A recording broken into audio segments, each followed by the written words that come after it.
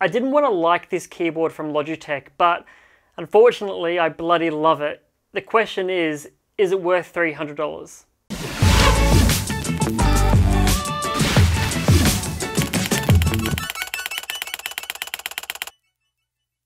G'day guys, welcome back to the channel, and today we're going to be taking a look at the G915, the TKL model. Might be a bit confusing why I've just said that I love this one, but then I hated the previous G915, the full width one. It's a little bit confusing, but I'm going to try and clarify all of that for you today in this video, as well as tell you what I love about this particular keyboard. If you found this video helpful, chuck it a like, get subscribed. If you want to debate with me, do that down in the comment section, and let's begin. Okay, so before I begin talking about my review on this keyboard, the TKL model, let's go back quickly and just talk about the last review that I've done on the G915. I want to just say that as a reviewer, I'm very critical when something costs a lot of money, because for me personally, it's all about that return on investment. If something costs $400, I'm going to be way more critical than if I was to review something that costs $50 or $75 or whatever it might be. If it's a lot less, I'm going to be less harsh. It's just that simple. If you're looking at a bunch of different keyboards on the market and you're looking at one that does cost $400, you're kind of expecting it to have everything and there for you to have no regrets when you take that purchase home and you unbox it. So when I said that it didn't have that secondary lighting on the back of the G915, and also the fact that it did take up a lot of space, $400 for me personally was too much money for me to give up two things that I think are a big problem. That's not saying that this TKL model fixes everything. One thing it is though is a little bit cheaper. It's only $300. It still doesn't have secondary backlighting, which I'm still not a fan of because I am not the perfect typist and I can not remember all of the different keys all of the time. But the fact that it does take up less space on my desk, so I have more room for mousing, flick shotting and all that kind of stuff, is a win in that particular area. So I just want to say that I review things based on the price, the return on investment, and I hope you guys can appreciate that, because at the end of the day, what might be important for me may not be important for you, but it's my job as a tech reviewer to give you guys all of the information. So now that I've gone and said that piece so you understand me a little bit more, and you can apply that to pretty much everything that I review on this channel in terms of the philosophy of return on investment, let's talk about this keyboard, the G915 TKL edition. So this model that I've been using has the brown tactile keys, which normally for me personally is a problem. I'm more of a linear kind of guy, but the fact that this G915 has such a low profile key, the brown tactile feel for me anyway wasn't really a big issue, and personally I actually really was quite good at typing on this keyboard, and I got up to speed a lot quicker than I was expecting compared to some other keyboards that I've been using. Overall, having so many media keys like the volume scroll wheel, all the function keys, the wireless button, the game button, all those things are really awesome, and everything just feels like, for the price anyway that you're paying for this, it is just a really good solid keyboard, and aesthetically it looks really nice as well. And then being able to customize it with RGB is just like that little extra bit that really does set it off.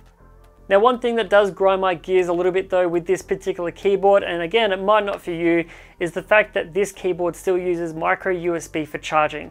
So for me anyway, I've got a G Pro mouse, micro USB, keyboard micro USB, but then G733 headphones, which are USB Type-C. So when any one of them goes flat, I have to get a different cable. And I really wish that when you're spending this much money on products from Logitech, they would just sort of, think of the customer and just roll out the same connector on every device that they make. Because I mean, it is 2021 now, and a lot of companies are using USB-C as their standard connector, and I feel like there's a reason for that. It's because it's easy. Now, once you get the keyboard and you unbox it, you're going to basically just have the cable and the keyboard. There's nothing else there. And the switches, they're not removable. You can take the cap off the switch, but you can't change the switch after the fact. So it's really important that you pick the right switch before you, buy it. If you want to know more about the switches, you can go to Logitech's website to get a bit of an understanding there, but you've got a red, a brown, and a blue. And the travel distance on these switches, because it is such a low profile keyboard, is only about 2.5mm. So if you're not someone who likes really thin, shallow keyboards, maybe consider something else, but I personally have been really enjoying it.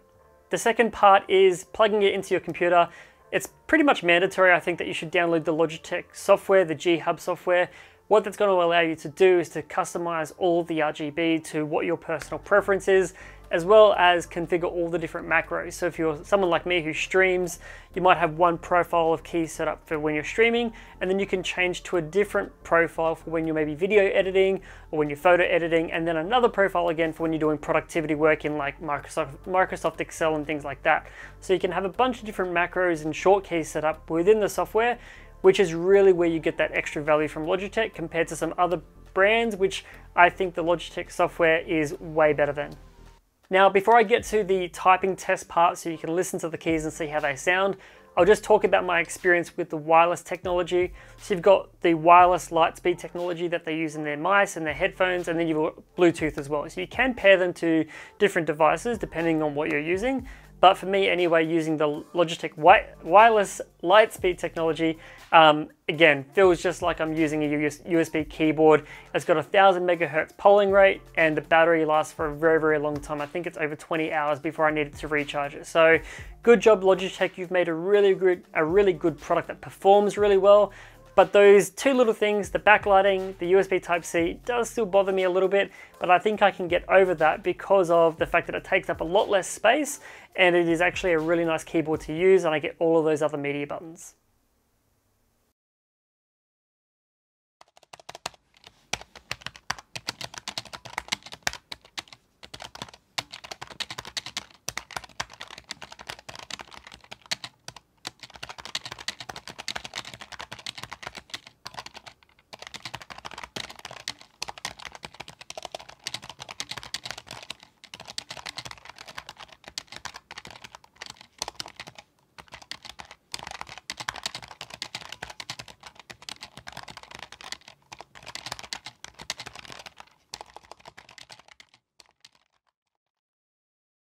So guys, that's it for this video. Thanks for watching. Let me know your thoughts down in the comment section. I love debating with you guys and hearing what you have to say. If you found it helpful, chuck it a like, get subscribed, and I'll see you in the next video.